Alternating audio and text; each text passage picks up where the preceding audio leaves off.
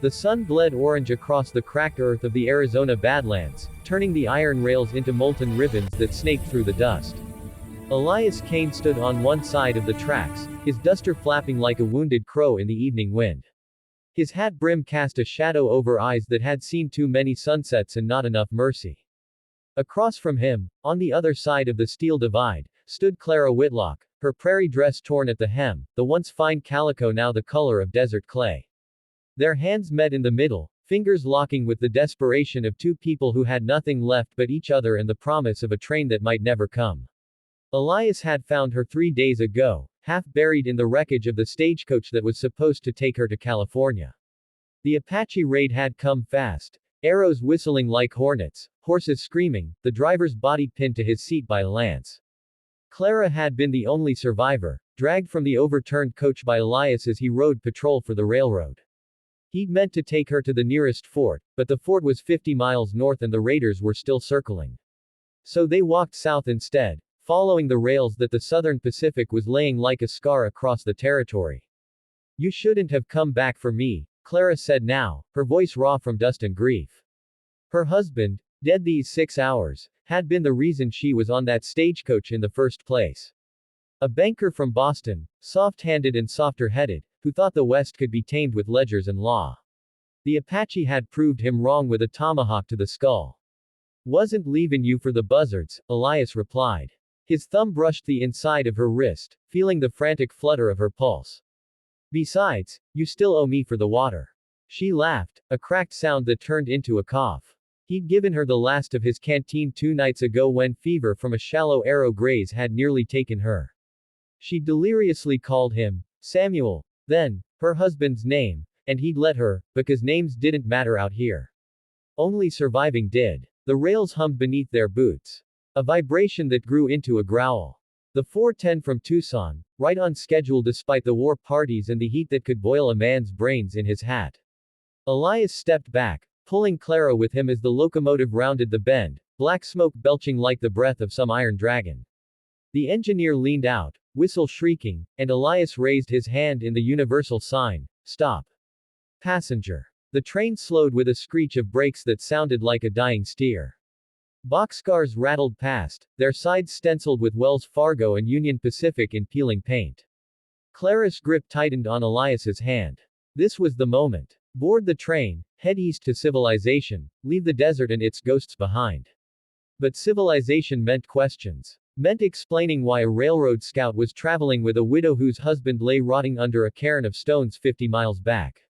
Meant the hangman's rope if anyone decided Elias had been too slow to save the banker. The conductor hopped down, a wiry man with a mustache like a broom gone wrong. "Trouble?" he asked, eyeing Clara's torn dress and the blood dried on Elias's sleeve. "Stagecoach hit," Elias said. "She's the only one left." The conductor's gaze lingered on their joined hands. "Ticket. Don't have one. But I've got this." Elias reached into his duster and pulled out a folded sheet of paper, the railroad's own script, payment for scouting the route ahead of the cruise. Worth 2 passenger fares to Tucson, maybe more if the conductor was feeling generous. The man unfolded it, squinting in the dying light. "This'll do. But you ride in the caboose.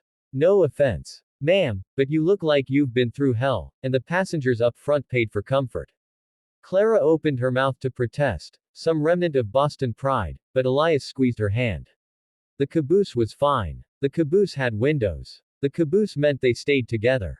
They climbed aboard as the train lurched forward, the sudden motion sending Clara stumbling into Elias's chest. He caught her, one arm around her waist, and for a moment the world narrowed to the smell of coal smoke in her hair, the way her body fit against his like it had been carved for the space. Then the door slammed shut behind them, and the desert began to slide away. The caboose was a metal box on wheels, furnished with a pot-bellied stove, a scarred table, and 2 benches that served as beds. A lantern swung from the ceiling, casting shadows that danced like demons. Clara sank onto one bench, her legs giving out. Elias locked the door, then checked the Colt at his hip. Habit, even though the Apache were miles behind them now. "You hungry?" he asked. She shook her head. "Thirsty." He filled a tin cup from the water barrel bolted to the wall.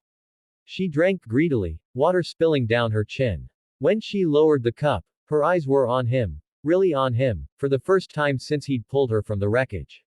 You never told me your name, she said. Elias Kane. Elias. She tasted it like wine. I thought scouts had Indian names. Something fierce. Had one once. White men couldn't pronounce it, so they gave me Kane. Said I raised enough hell to earn it. A smile ghosted across her lips. And do you raise hell? Only when the railroad pays me to. He sat across from her, boots stretched out.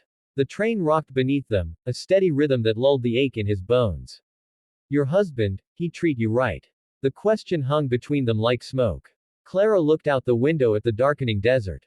Samuel was proper. He opened doors and sent flowers on my birthday. But he never looked at me the way you do. And how's that? Like I'm the only thing keeping the world from ending. Elias felt something twist in his chest. He'd spent 10 years riding ahead of the Iron Horse, mapping routes through mountains that didn't want to be crossed, burying men who'd trusted him to keep them alive. He'd stopped believing in anything softer than gunpowder. But Clara with her cracked lips and her fierce eyes, was making him remember. Night fell hard outside the windows. The lantern's glow turned the caboose into a golden cage. Clara's head nodded, exhaustion winning. Elias moved to her side, easing her down onto the bench. She curled into him without thinking, her breath warm against his neck. He should have moved away. Should have taken the other bench. Instead, he pulled a blanket over them both and let her sleep. He didn't. Hours later, the train whistle screamed again, this time not in greeting, but warning. Elias was on his feet in an instant, Colt drawn.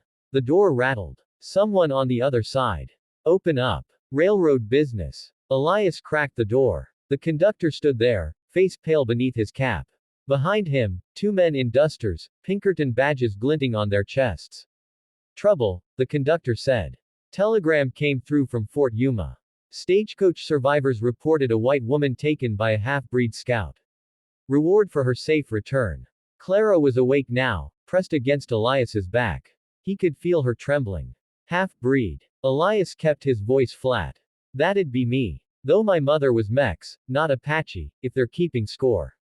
The taller Pinkerton stepped forward. Miss Whitlock. Your husband's partners in Boston are worried sick. Sent us to bring you home.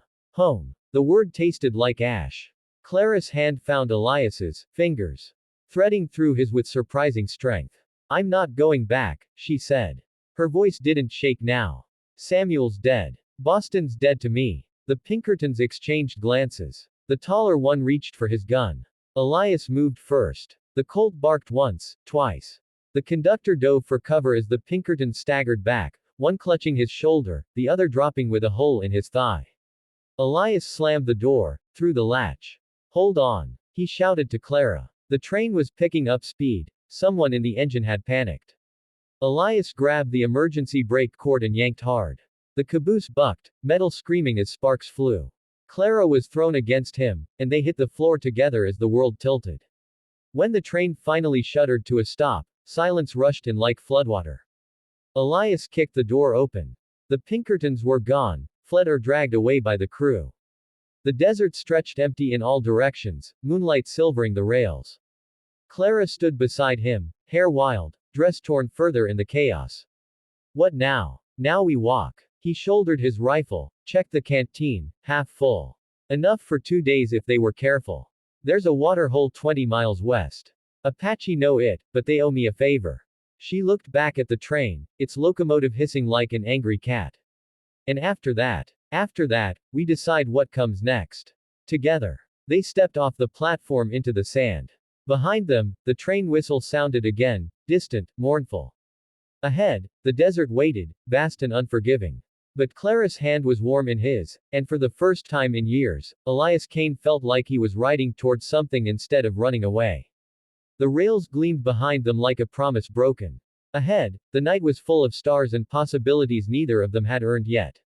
But they would. 1 mile at a time.